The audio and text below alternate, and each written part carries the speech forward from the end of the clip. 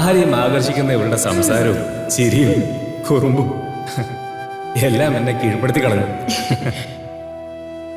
തൻ്റെ അച്ഛൻ എന്ത് വേണമെങ്കിൽ ചെയ്യട്ടെ, പക്ഷെ പാർവതിയുടെ കഴുത്തിൽ താലി കെട്ടുന്നത് ഞാൻ മാത്രമായിരിക്കും.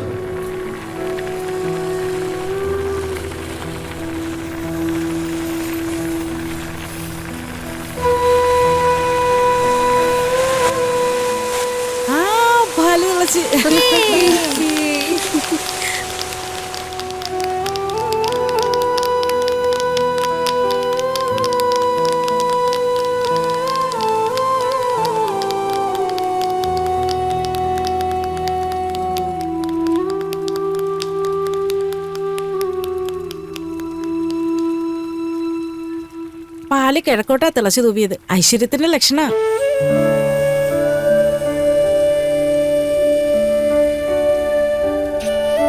പാറു ഈ വീടിന്റെ ഐശ്വര്യലക്ഷ്മി തന്നെ.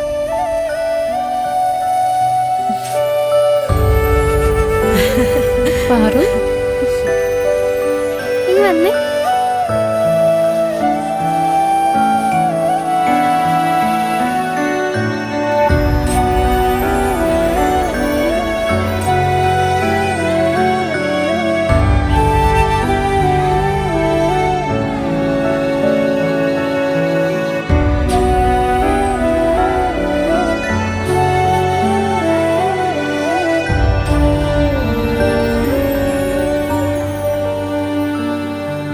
ഇന്ന് ഞാൻ നാണം കണ്ടു.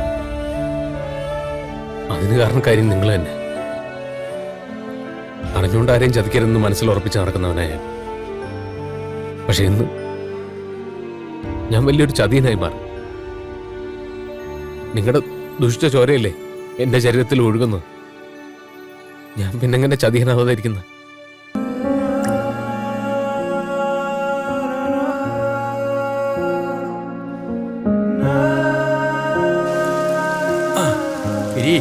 നിന്റെ കല്യാണ കാര്യത്തിലൊരു തീരുമാനമായെന്ന് കൂട്ടിക്കോ. നിനക്ക് പറ്റിയൊരു പെണ്ണുണ്ട്, നല്ല സുന്ദരി കൊച്ച. സാമ്പത്തികമായിട്ടും വലിയ കുഴപ്പമില്ല. പക്ഷേ വേറൊരു കുഴപ്പമുണ്ട്, പെണ്ണൊന്ന് ഒളിച്ചോടിയതാണ്.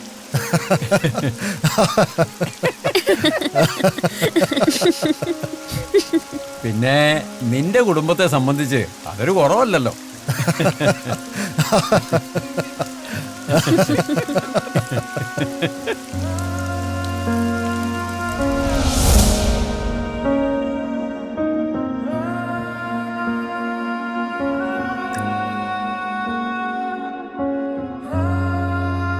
ഏട്ടാ,